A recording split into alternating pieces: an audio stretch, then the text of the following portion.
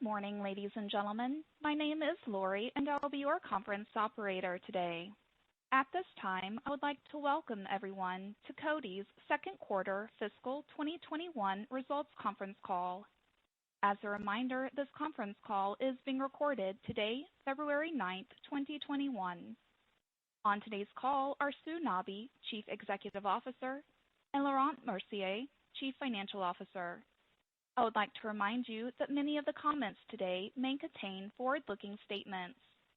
Please refer to Coty's earnings release and the reports filed with the SEC, where the company lists factors that could cause actual results to differ materially from these forward-looking statements.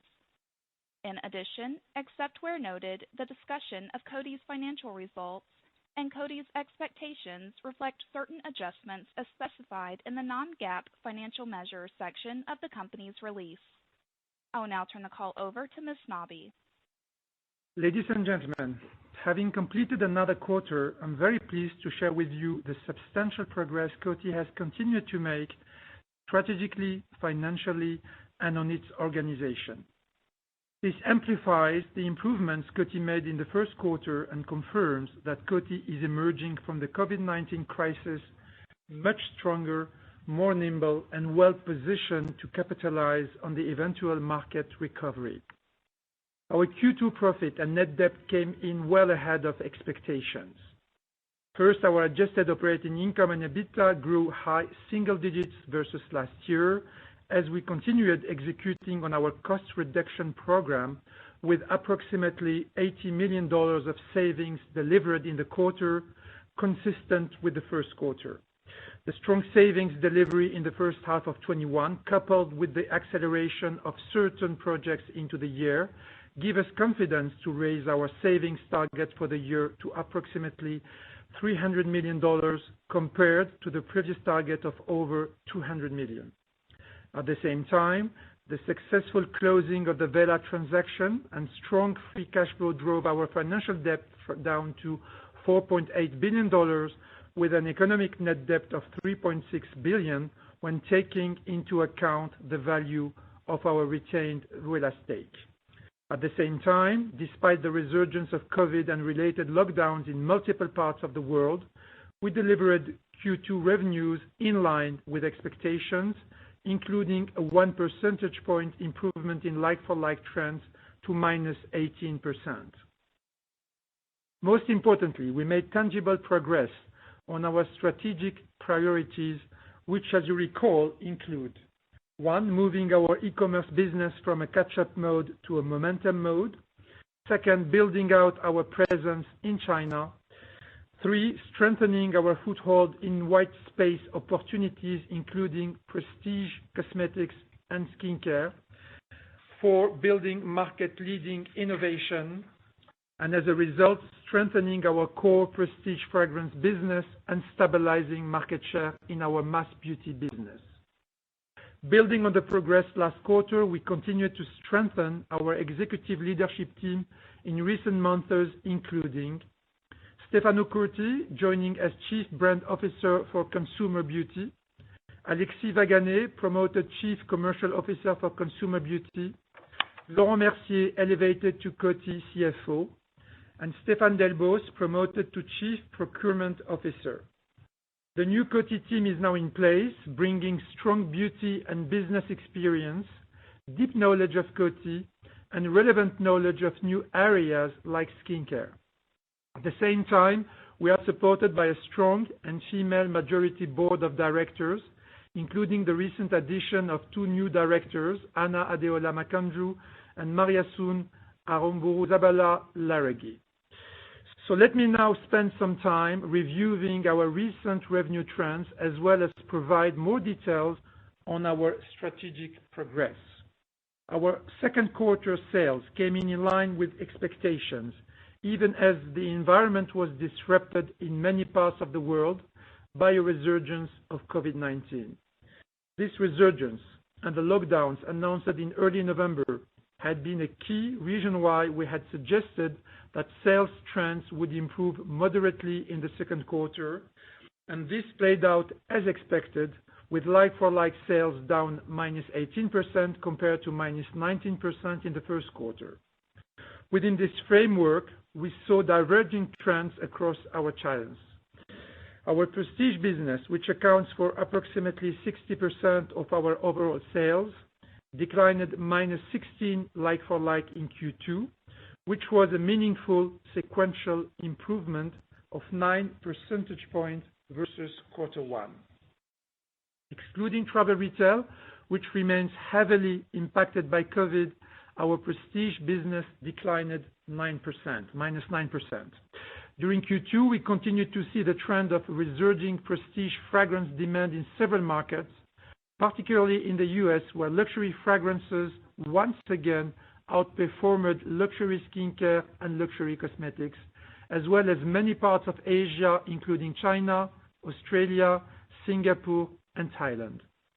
This improvement in the prestige fragrance category, coupled with the growing contribution from our Gucci and Burberry cosmetics line, which are becoming the second leg of our prestige portfolio, helped drive this sequential improvement in our prestige business.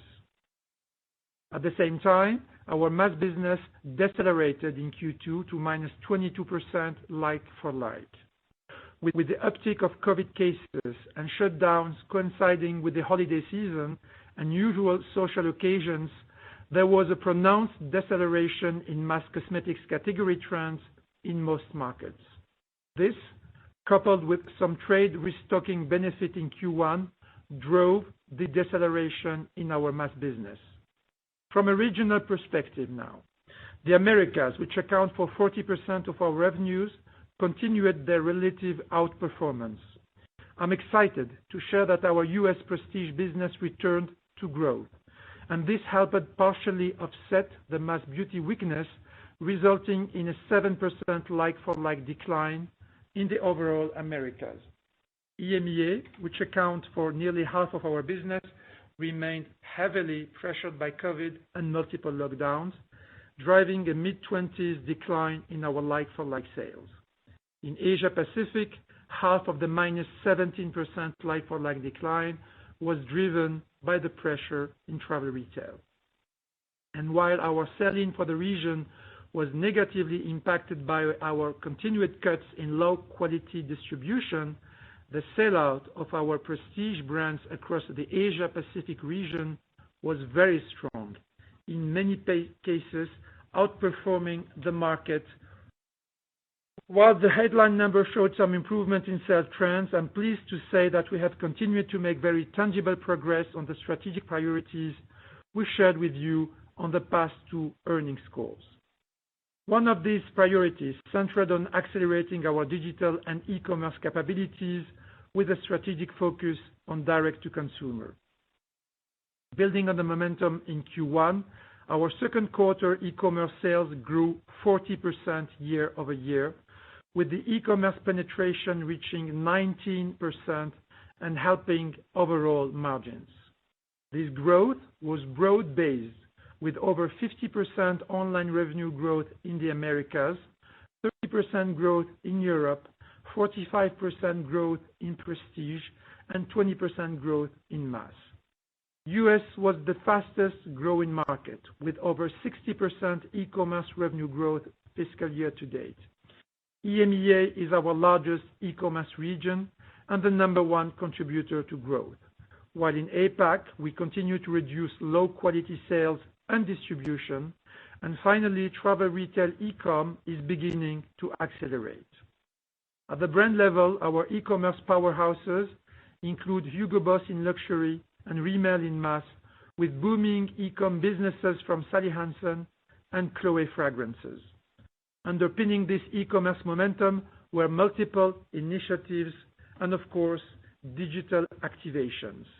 As one of only 15 companies globally to be admitted to Amazon's Global Vendor Management Program, we have been working very closely with Amazon to share data, improve service levels, and trial new programs. One of these initiatives was Vendor Flex Warehousing, where Amazon set up a fulfillment operation inside a Coty warehouse in the UK. This drove down the delivery lead time from 7 days to 3 days, which is a critical driver for consumer purchases. In the U.S., we have also initiated our first Spanish-language Amazon media campaign, resulting in an uptick in consumers in this critical demographic, with 70% of them new to our brands. These initiatives, amongst many others, helped Coty double our market share of Amazon's mass beauty business, with brands like CoverGirl consistently outperforming its peers at this critical customer. We also work closely with Snapchat on best-in-class activations, including Snap ads for CoverGirl Clean Fresh makeup line, Marc Jacobs Perfect Fragrance, as well as Sally Hansen nail polish try-on lens. The efforts resulted in sales across these product lines significantly over-indexing to Gen Z consumers. Finally, our creative TikTok campaigns for Marc Jacobs Perfect Fragrance and CoverGirl Clean Fresh makeup have each garnered close to 10 billion views, further cementing both launches with younger consumers. In fact, the Marc Jacobs campaign surpassed TikTok beauty averages in video views, engagements, and engagement rates for the entire first half of calendar 20. Now our second strategic priority, which is expanding our footprint in China. We have continued to drive this effort with two powerful and beautiful brands in our prestige portfolio, Gucci and Burberry, both of which are highly desired by Chinese consumers. We are laser focused on building out the beauty franchises of both brands by expanding their cosmetic assortment, engaging key opinion leaders, and building excitement through in-store and, of course, digital activations. And in Q2 and entering Q3, we saw their momentum accelerate. Even as sellout for our overall prestige business in China grew strongly, sellout for Gucci Beauty and Burberry Beauty grew strong double digits. Other prestige brands driving strong sellout in China include Calvin Klein on JD.com, Chloé, as well as a year-to-date performance in Tiffany. As we discussed it on the last call, at the end of Q2, we launched Gucci's first liquid foundation formulated specifically for Chinese consumers. The excitement is also evident on social media, with Gucci makeup ranked number 3 amongst all beauty brands and number 2 amongst makeup brands in social buzz. And this week, we are adding a key pillar in Gucci's China strategy with the opening of the Gucci Beauty flagship store on Tmall, overnight bringing Gucci Beauty to over 700 million Chinese consumers. While this is a soft opening with a grand opening and full support planned for March, April, we see tremendous potential for Gucci on Tmall in the coming years. At the same time, we have been moving quickly to capitalize on the moving tourist activity and luxury purchases in Hainan, Sanya Island. We have opened 3 doors in Hainan, with 3 more planned in the second half of this fiscal year. As sales have continued to build up in these doors, Gucci makeup is already accounting for over 50% of our sellout. Our third strategic priority is expanding into white space opportunities, including prestige cosmetics and, of course, skincare. I've already discussed the strong momentum we have seen in Gucci makeup in China. However, this success is mirrored in many parts of the world. In the second quarter, Gucci makeup retail sales grew by 5 times in China, doubled in the US, and tripled Thailand and Singapore. In the first month of launch, the Gucci liquid foundation sold over 35,000 units globally. Burberry makeup sellout likewise grew by close to plus 50% in China. On the skincare side, our US-centric Philosophy brand grew in Q2 thanks to strong momentum, in particular on DTC and e-commerce. As for Kylie Beauty, the business continues to perform consistently with Q2 revenues in line with Q1. It's evident that consumer engagement with Kylie and her products remains very, very strong. The Kylie Skin Advent Calendar and skincare fridges, each priced at over $100, both sold out in roughly 5 minutes. Harnessing the social listening capabilities on Kylie's DTC site and tapping into the current consumer desire for self-care, we launched Kylie's Rose Scented Bath collection during the quarter, which reached over $1 million in sales in one day. The incredibly fast sellout on these launches confirm that we continue to strengthen the drop model, which is critical to a personality-driven DTC brand like Kylie Beauty. At the same time, we are strengthening the fundamentals and building the brand for long-term growth. This is evident in skincare, where we continue to see good momentum with the Kylie Skincare direct-to-consumer website, with revenues up versus first quarter and versus the prior year. And as COVID-related lockdowns begin to lift, we are optimistic about the potential of Kylie Skin in retailers across the US, Europe, and Australia, supported by our unique brand installations. Looking forward, it's important to note that Kylie's prior manufacturing arrangement for its color cosmetics line with a third-party manufacturer recently expired. We are working with Kylie on a new cosmetics line to be launched this coming summer 2021, which will also be a great opportunity to significantly improve the consumer experience with one website portal developed and supported by Coty, offering the full collection of Kylie's beauty products across cosmetics and skincare. In the meantime, we continue to focus on building the Kylie Skincare business with new launches and activations planned for the coming months. Altogether, we have continued to make progress in expanding into the white spaces opportunities of prestige cosmetics and skincare, with these two categories already accounting for 8% of our revenues in the first half of 2021, up from 6% in fiscal 2020. Our fourth strategic priority, and a key in making Coty a product-centric company, is to continue building market-leading innovation that builds on the universality and deep equity of our brand portfolio. With the conclusion of calendar 2020, I am thrilled that Marc Jacobs Perfect Fragrance has ended the year as the #1 fragrance launch across the US, UK, Canada, and Australia. In fact, Perfect is tracking to be the largest Coty fragrance launch in the US for the past 15 years. This speaks not only to the appeal of its messaging celebrating self-expression, authenticity, individuality, but also to the quality of its juice, packaging, and very, very unique media activation. Another fragrance this year has been Hugo Boss Alive.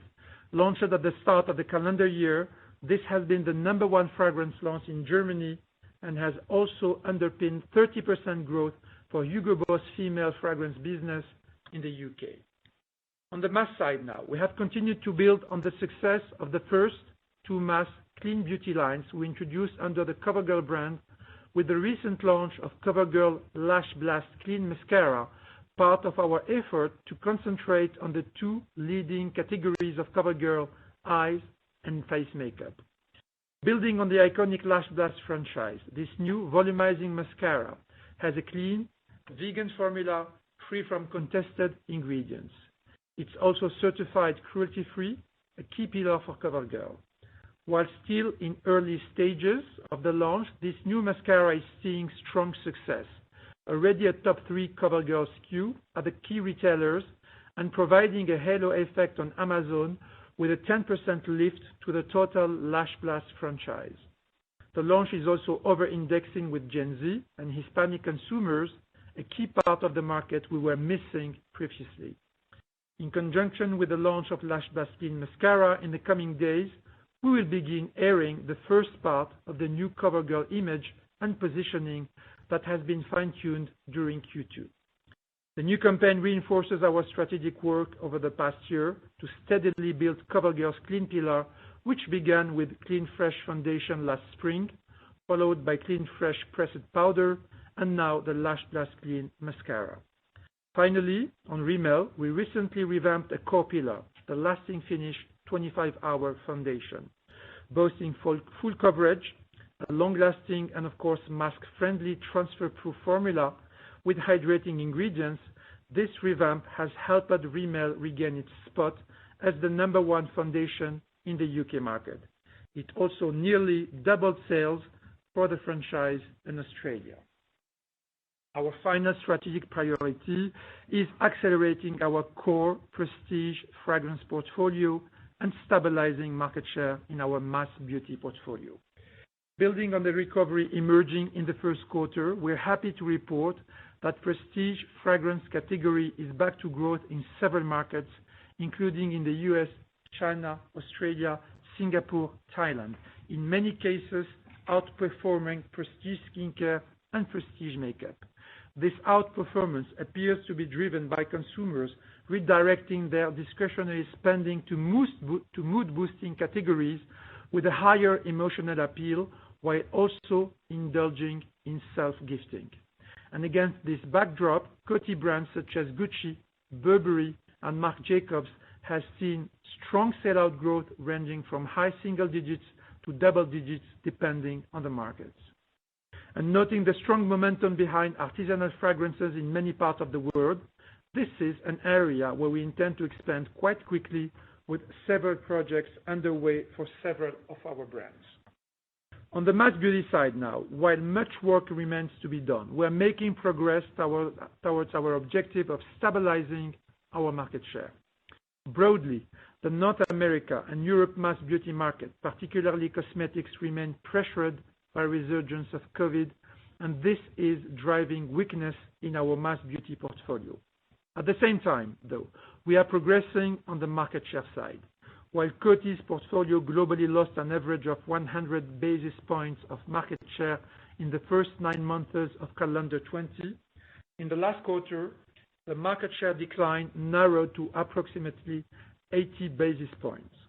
Central to this share stabilization is the tremendous growth that our mass brands are seeing online, particularly on Amazon, even as performance in brick and mortar is more pressured. Also underpinning the improvement are multiple brand country combinations. Sally Hansen continues being strong in the US, UK, Canada, Australia, and Italy, driven by franchises such as Miracle Gel or the Clean Good Kind Pure line and nail treatment products.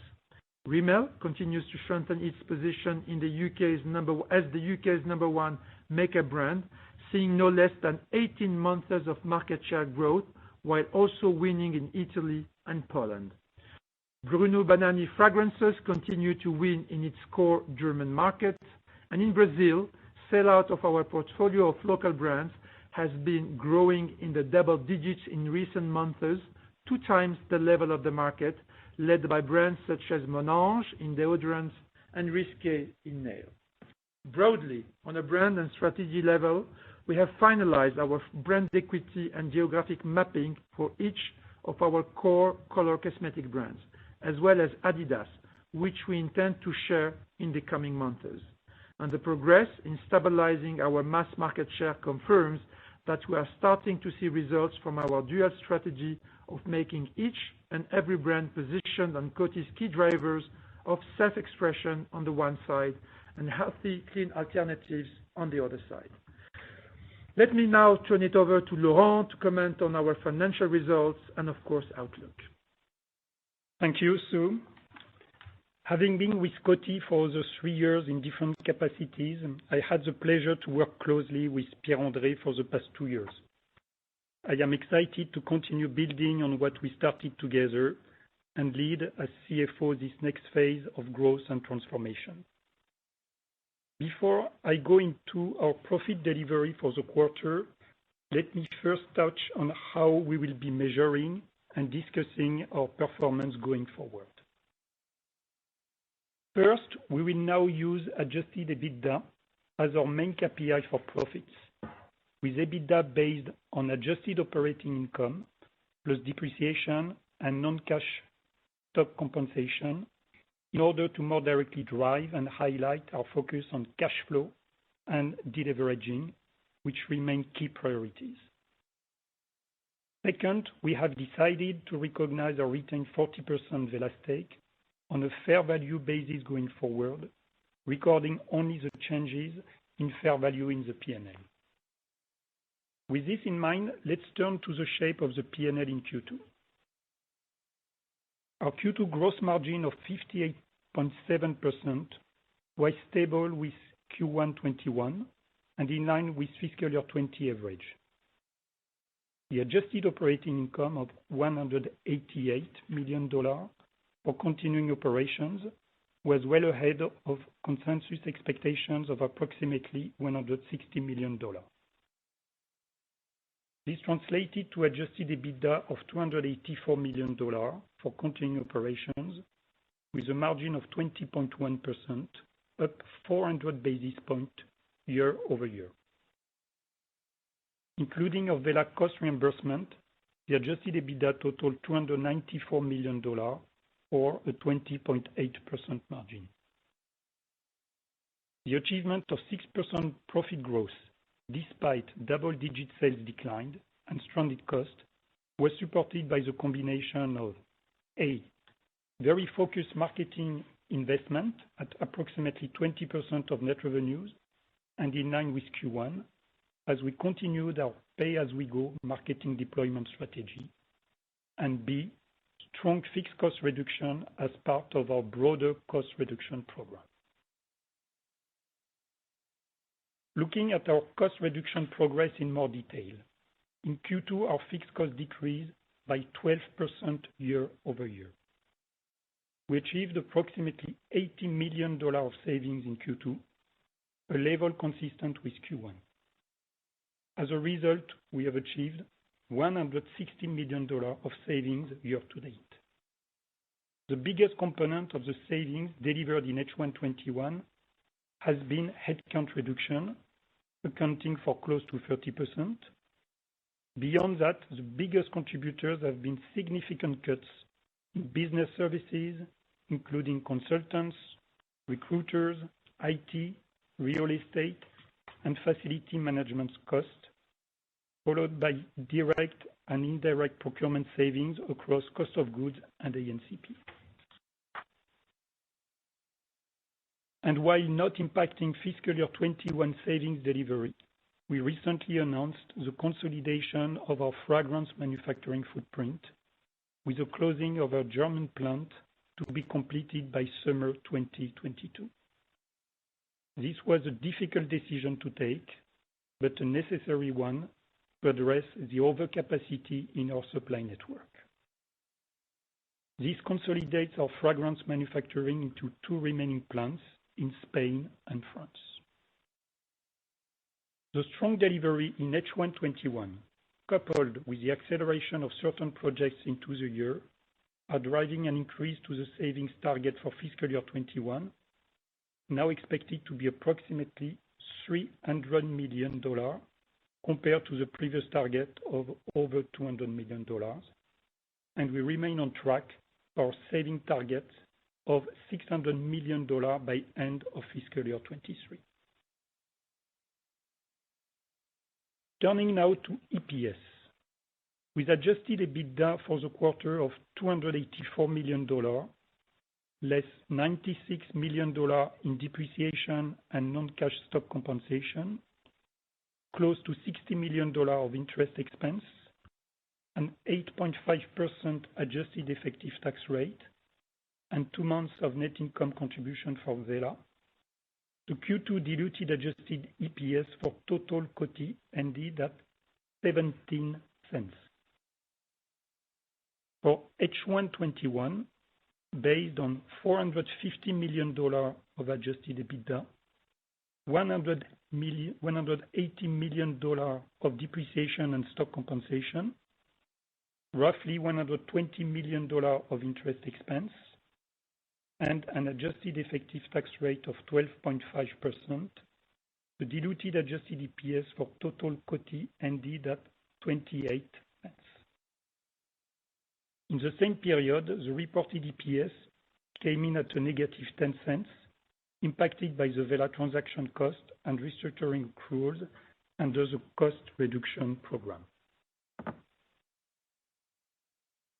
To help frame the various puts and takes in EPS going forward, there are a few things to keep in mind.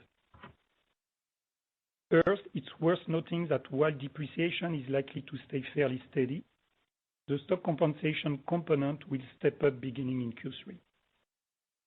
Second, on the tax line, we've had a few positive discrete items in H1 21, but for the year, we continue to expect an adjusted effective tax rate in the low 20s.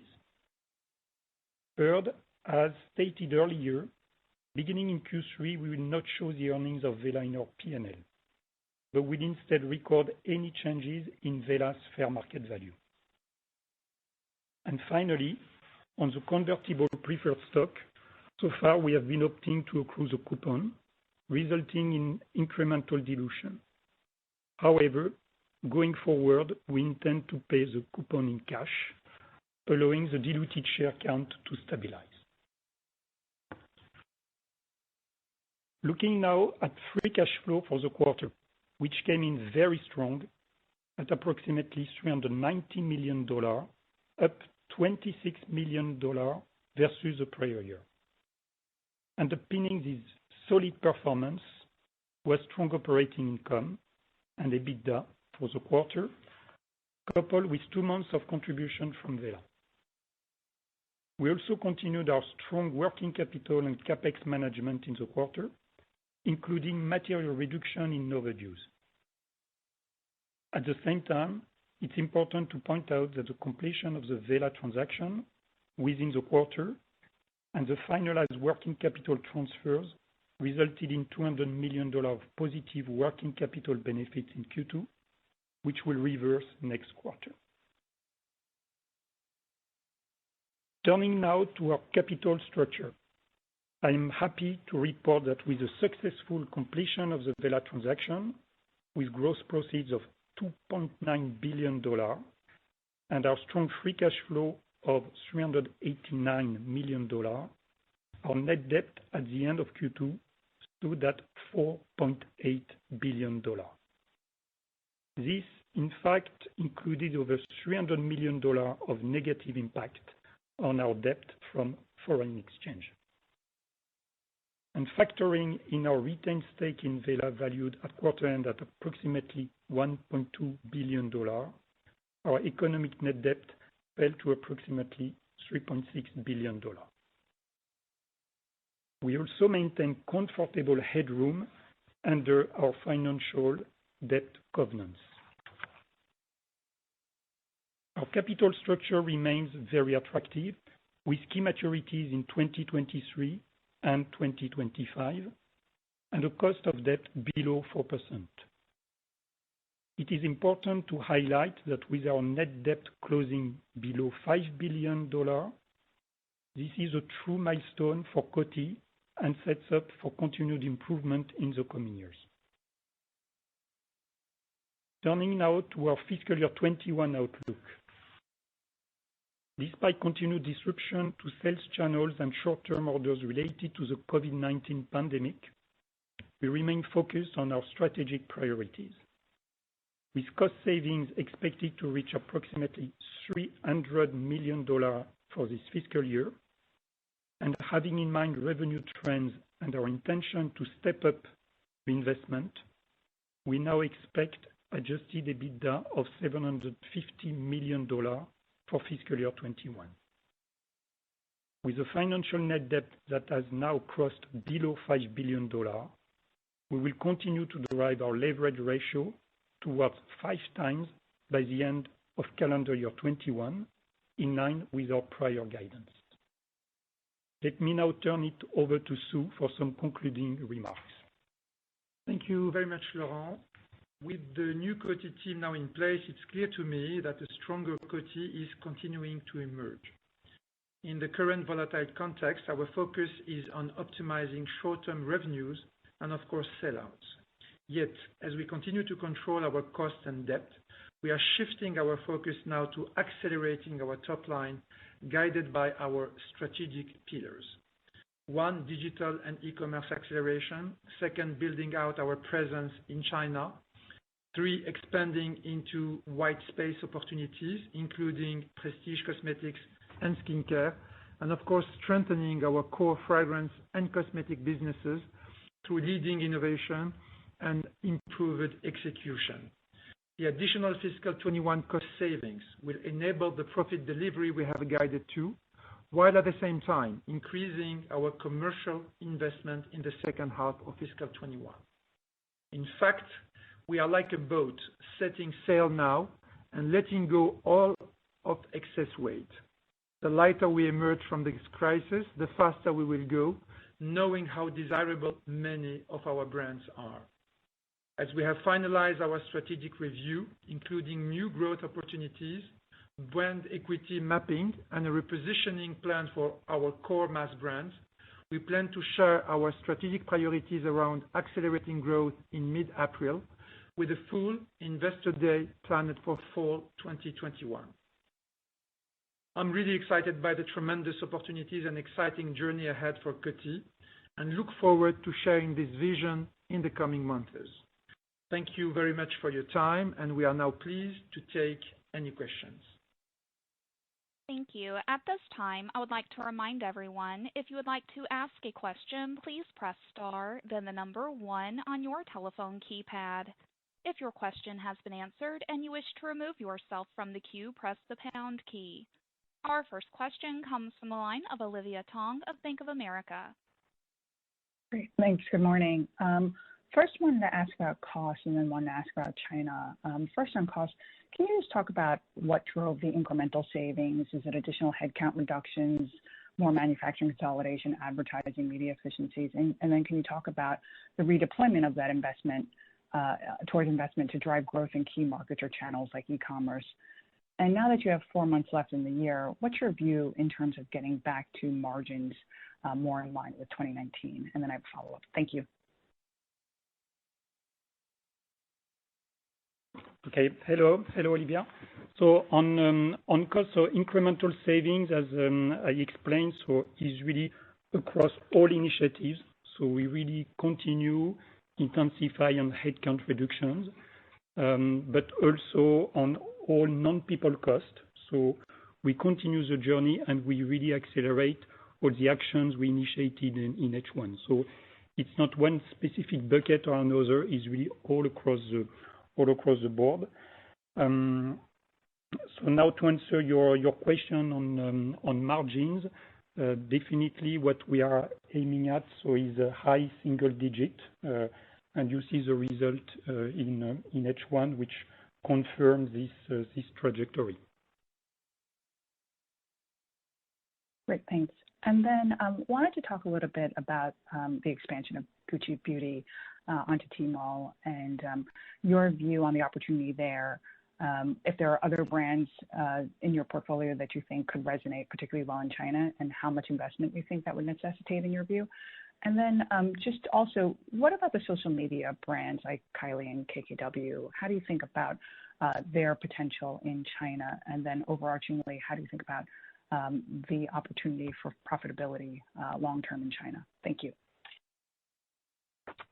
Hello, Olivia. This is Sue speaking. So to answer the first question about China and the Tmall soft opening that we're doing at the moment, the great news is that we have now a range under Gucci Beauty brand, but same thing under Burberry brand, by the way. But under Gucci brand, we have now a comprehensive range. We were operating on areas such as lipsticks, powders, pencils, mascara, which are, I would say, a tiny part of the market. And now with the launch of the new foundation, Fluide de Beauté, that's arrived in January, we are suddenly operating on the biggest chunk of the market. And the results that we have had during January, which is the first month, are outstanding. We sold 35,000 units in a very, very little number of locations globally, and especially in APAC and in China. And the feedbacks are absolutely great about the product. And we, of course, are super, super excited by the new door that's opening, because suddenly Gucci Beauty super desirable image and line is now plugged into a huge, I would say, machine that's called Tmall Pavilion that will give us the reach of 700 plus million users in China. So you can imagine when a super desirable brand that's putting on the market the best quality products on the right areas of the market means the power of Tmall. There is clearly big potential for Gucci, but also Burberry, and overall for our luxury business in general. And clearly, the next steps we are thinking about is how can we operate skincare in this area of the world, but also on Tmall. To answer your questions about Kim and Kylie, when it comes to Kylie Jenner line, the line is delivering consistently with the first quarter. Skincare is accelerating between the first and the second quarter globally and versus last year. And we are at the moment adapting the products of Kylie line to the Asian Chinese market so that when we go there, we go with the right offer precisely for the, I would say, customers of this area of the world that has very, very specific needs. And when it comes to Kim Kardashian line, which is scheduled for fiscal 22 skincare line, it's going to be a line, hopefully, that's going to have everything that's needed to compete on the Chinese and Asian markets. Our next question comes from the line of Wendy Nicholson of Citi. Hi, good morning. My first question, Sue, maybe just has to do with the level of internal controls at the company, because I think historically one thing that made the story so frustrating was that often there was guidance given or there were targets for certain launches or expectations that then the company failed to deliver upon, and there were things like massive, SKU assortment that the company just didn't have any ability to manage. So I'm wondering, just as you come in, with your new management team, do you think you need to make investments in IT or infrastructure just so that, when you're putting a lot of money behind something like CoverGirl, you have an accurate read on how that launch is doing, just so that you can adapt and pivot and shift as need be? Hi, Wendy. Thank you for this question. So, we've been saying that since this, I would say, pandemic started, we've been really revisiting everything we are doing at Coty, starting from the way we create products, and nothing goes out if it's not, as I usually love to say, new, better, and different, which is really something that was not the case in the past. And a good way to avoid, as you said, overstocks is to do products that sell. This is, I would say, basic, but it was probably not always respected in the past. The second thing we have been doing, and we are doing on a monthly basis today, is called pay-as-we-go sessions. This is probably the first time, I don't know what's happening in other companies, but from my past experiences, it's the first time that this goes up to the level of the CEO with a top-down, bottom-up way of working to make sure we are putting our money on bets that are really bets we all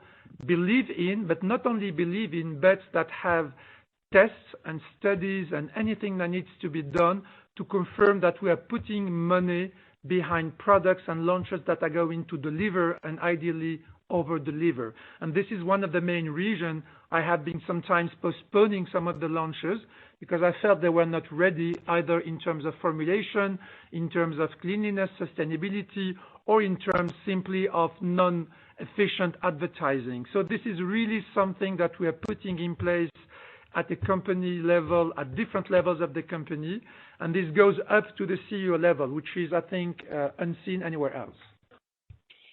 That's all fair, and that sounds great. And hopefully that works better than it has in the past. But my second question is, kind of the biggest bear thesis on the stock right now is that you are cutting advertising, to sort of make the numbers and show higher EBITDA growth in the short term, but that's not actually going to be good for the business. So can you talk about kind of a target level of advertising? I know you said you expect to increase that, but in terms of your overall spending, do you think you have the right approach to investing in the business while at the same time, managing to show EBITDA growth, and that it's not going to be, a trade-off between the two? Thanks so much. Thank you, Wendy. So as you know, as we said it earlier during the presentation of the results, the main areas where the main areas of cost savings were headcount reduction on one side and business services on the other side. We are doing everything to protect what we call the ANCP and specifically the working media.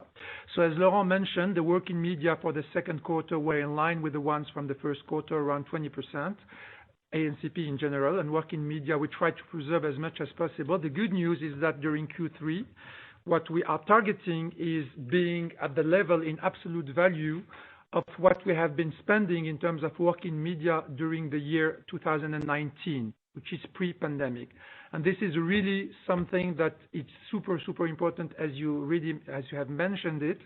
And this is going to allow us to invest, I would say, working media on fewer but bigger initiatives, since we are going to be using amounts of money that are what we used to spend in normal years.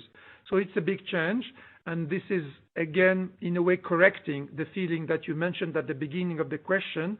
We are not cutting on working media. On non-working media, we are doing a lot of renegotiation and what we call other ANCP, which usually are, about BAs and anything we do in stores.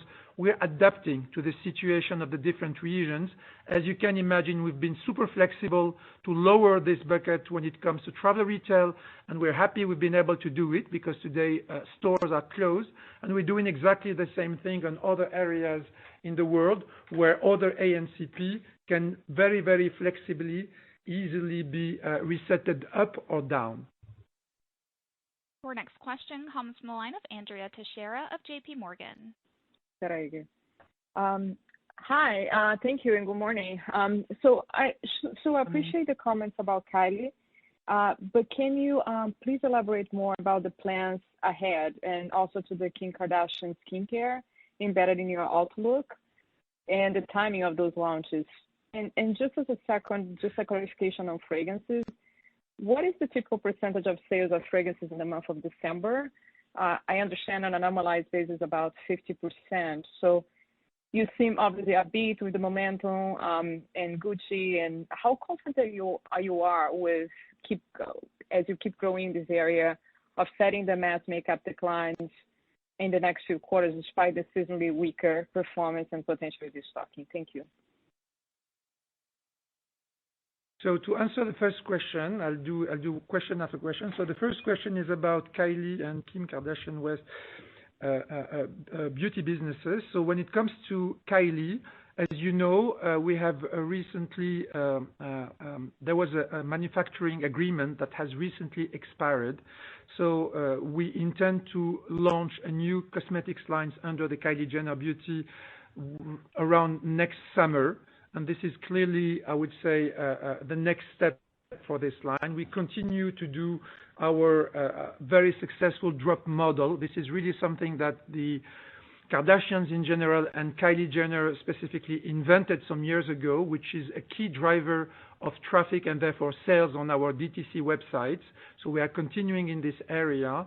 And new cosmetics line arriving in next summer. When it comes to Kim Kardashian, and again, we are clearly positioning these two brands very differently. Kylie becoming a key destination for any beauty need when it comes to Gen Z and millennials. Clearly, this is the way we're going to expand Kylie in the future. And it's going to be across several categories and not link it to specific categories. When it comes to Kim, we are progressing very well hand in hand with Kim in creating hopefully a skincare line that's going to be again new, better and different, and bringing to her hundreds and hundreds of millions of followers around the world the ability to access the latest dermatological or ingredient or I would say skin health trends that her followers are looking for. So this is what's going to happen on Kylie on one side and on Kim on the other side. When it comes to the fragrance business, this size of the business, we think that the prestige fragrance category strength in certain markets should continue, seeing that the US and China through January are doing still very well. And the other reason that gives me confidence, again, we've been watching one key launch that we have done at Coty. It's Perfect by Marc Jacobs. As we said it during the call earlier, this launch is probably Coty's biggest fragrance launch in the last 15 years. And you have to think that the biggest fragrance launch happened in the middle of a pandemic. So what made it the biggest launch in the history of Coty? It's simply because we've been shifting the way we do launches totally to a new mindset, a new way of doing things. First, the advertising has nothing to do with the classical one spokesperson advertising that is usually, I would say, the common standard in the industry. We've been using 40 people from all ethnicities, ages, genders, whatever you want, and these people promoted the fragrance online. And for me, this has been a powerful way to replace the lack of store visits to test and smell the fragrance. If you listen and hear these people and their audiences sharing, for those who bought online the products, they were sharing to each other why they love the scent, etc. In a way, they are virtually inventing fragrance testing. So for me, it's going to last. I strongly believe it's going to last. This campaign had on TikTok more than 10 billion views, and it's clearly surpassing all TikTok standards. So it shows us a new way to sell fragrances that's, in a way, not being stopped by the lack of testing that usually is the case when you launch a fragrance. So I'm quite confident for the future on this topic. Our next question comes from the line of Steph Wissink of Jefferies. Thank you. Good morning, everyone. Our question is twofold. It's first on gross margins. We're wondering, Laurent, if you can spend a little time just sharing with us where gross margins landed relative to your expectations. They came in a bit below where we were expecting, and I just wanted to reconcile if that's partly related to the cost restructuring and where that's located within the P&L. And then secondly, on your EBITDA guidance for the year, I think you mentioned in your press release that the current quarter is pacing on trend in terms of where your sales expectations are. But could you help us think through, again, the body of the P&L and where we should expect some of the puts and takes between gross margin and OPEX as we look at the back half versus the first half? Thank you. Okay. So, hello, Steph. Thanks for your question.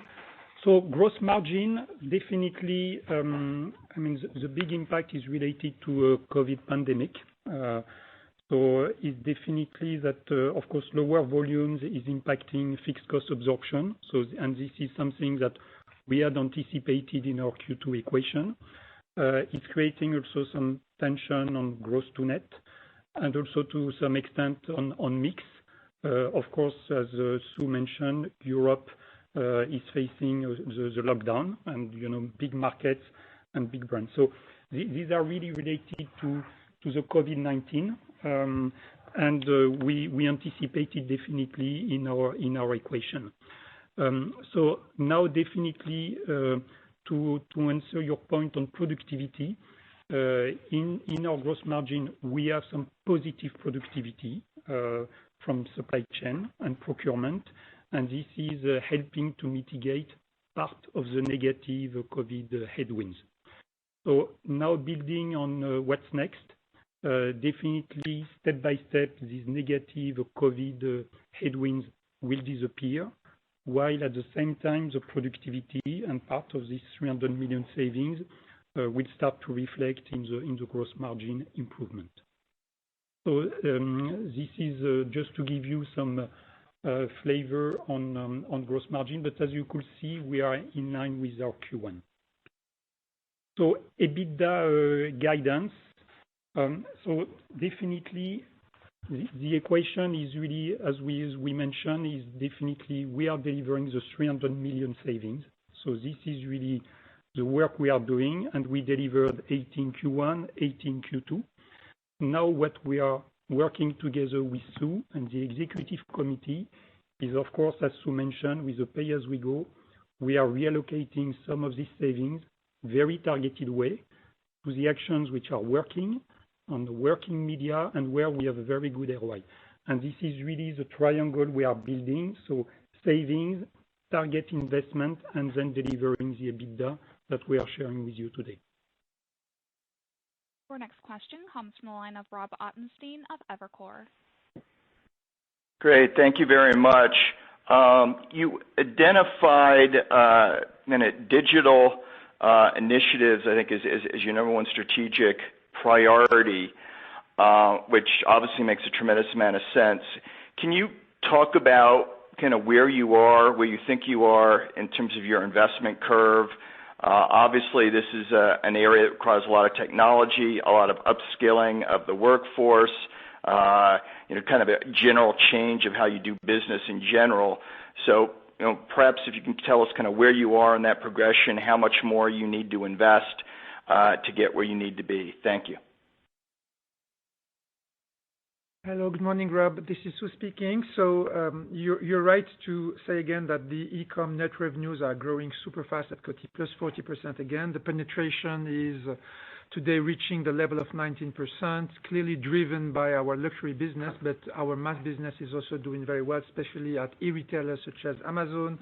And we have areas like Americas that are, having plus 50% of growth, EMEA plus 30%. Prestige, as I said it before, is driving the growth at plus 45%, and mass is also plus 20%. In terms of what is needed to go to the next step, as you know, we've been, for the first time, announcing the arrival of the first Chief Digital Officer at Coty, Jean-Denis Mariani, who joined the company in November. Jean-Denis is doing huge progress with his teams worldwide to put in place what needs to be put in place in terms first of having all the assets that this area of the business is requiring. Some call it cars. It's about content and the right investment on the right, the right assets, etc. So this is something that we are going to accelerate in the next months and think about the best way to organize this in-house here at Coty. So this is how I see it. It's clearly an area where there is wind behind us. We have the brands. Most of our brands have huge followings on Instagram. I was calculating the other day that if you add our own brands plus the fashion houses that we are working with, and if you add also our, I would say, personalities, we have a reach of 700 million people. So if you add this 700 million people reach, and you add next to it the new Tmall opening that we have just done for Coty in the last, I would say, 2 to 3 years, suddenly there is a direct way to address consumers that are as numerous as 1.4 billion people around the world. So it's a super strong opportunity, and you're right, we'll need to finance this. This is clearly part of our key priorities, and pay as we go that Laurent mentioned several times. It's not only about where do we put our money in terms of advertising, and clearly we've been shifting strongly media towards digital. It's also in terms of, capex and investments for the future that we are doing exactly at this time of the moment. Our next question comes from the line of Lauren Lieberman of Barclays. Thanks very much. Good morning. I was curious if you could talk a little bit about the Singles' Day shopping holiday. To what degree do you think that contributed to some of the outsized performance in the quarter? But also I'm curious about activations, and maybe it was too soon, right, with the Tmall launch more coming this quarter for Gucci. I'm curious about activations there, and then also plans looking ahead to Lunar New Year and the degree to which, and maybe the business isn't quite there yet, but I was curious to learn a bit about that. Thanks. Morning, Lauren. So you're right. We are doing a soft launch at the moment at Tmall. We are putting in place, the different assets, the products, etc. So we are not yet into these super high, I would say, promotional moments that are happening in China and in the Asian world. We'll see this hopefully happening. We'll see hopefully how we are going to benefit full potential from this launch at Tmall, probably around the end of the third quarter, beginning of the fourth quarter. This is one. Second, we will need to find our way to be part of this highly promotional moment because we are operating highly desirable and highly, I would say, luxurious and prestigious brands. This is something that we are working hard to make sure we are still having the same level of excitement, etc., without compromising the image of our brands. And we are starting to think about some other brands that are already into that game, such as Adidas or Calvin Klein, which are doing very, very big, but they are not at the moment big drivers of the growth in China. Our next question comes from the line of Faiza Alwy of Deutsche Bank. Yes, hi, good morning. So a couple of related questions for you, Sue. First is, how are you thinking about the evolution of the makeup category as we exit COVID? You've previously talked about the skinification of makeup, and it does seem that every small makeup brand has launched a skincare brand. So maybe you can talk about how this is impacting your approach to reinvestments, because I hear you talking a lot about marketing and commercial investments, which are apparent. But as we think about skincare, in my mind at least, it seems like efficacy and performance really matters for consumer retention. So would love to get your perspective around this. Do you agree with the premise? And where do you think the company is in terms of R&D expertise, product quality? And is this an area where you think more investments need to be made, or are you satisfied with where you are? Thank you very much for your question. So again, thank you for asking me about R&D because this is really a topic that's dear to my heart. I'm an engineer, so I love to spend time with R&D people and scientists and also with the people who are operating our different factories. And what I've been seeing is really fabulous IPs owned by Coty R&D. I've been mentioning this probably in the previous call, but Coty owns key IPs in terms of longwear. If you speak about makeup, the success of brands such as Outlast by CoverGirl, Lasting Finish 25 Hours at Rimmel, or many others are clearly based on this uniqueness in terms of IP that we do own at Coty. We also own a lot of IPs when it comes to what I call protection, environmental protection, be it from the sun, from blue light, or from pollution. And this is clearly something that the company has been continuing to progress on thanks to Lancaster brand. And we intend to expand this know-how to numerous number of brands, skincare, but also makeup brands that are being more and more skinified, in other words. And we have also IPs in the areas of ingredients inspired by dermatology, to make it simple. And this area is an area where, again, Lancaster and Coty R&D has been operating for years and years. People are all talking about retinol since a few years now, and it's going to be higher and higher. And Lancaster, for your information, was the inventor of vectorization of retinol in a skincare product something like 20 or 25 years ago. So this is really an area that the company has know-how in, has expertise in, and has intellectual property in. So we're going to build the skinification of makeup and the skinification of Coty business based on these key IPs that we own at Coty today. When it comes to the skinification of the makeup category, again, what we are seeing is that what's doing well in our business are what we call clean, healthy, and sustainable alternatives. CoverGirl is leading the way in America in this area. Clean Fresh Makeup, #1 foundation launch in 2020. And then the Clean Fresh Powder that we launched in September was the #1 powder. And we are just launching right now Lash Blast Clean, the first mascara with clean, vegan, cruelty-free formulation, adapted for sensitive eyes, etc. So this area of the business is clearly an area that's not only attracting, I would say, all consumers, but also strongly and over-indexing, I would say, Gen Z consumers and Hispanic consumers. So this is an area that we intend to accelerate in the future. Thinking about skincare, of course, not only on our, I would say, color cosmetics brands, but also we can think about Adidas, which is another brand of Coty portfolio, where we see a huge potential in terms of self-care, body care, and anything around, fitness, beauty-related beauty. So this is the way I see the future of the company, confident on the ability to build on this, and you said it, on this efficacy, ingredient-led, science-led categories in several areas of our businesses, mass beauty, Adidas, but also in our prestige skincare with brands such as Lancaster and Philosophy, but also Kim and Kylie developing their future in skincare. Thank you. We have reached the allotted time for questions and answers for today. We thank you for participating in Coty's earnings conference call and webcast. You may now disconnect your lines and have a wonderful day.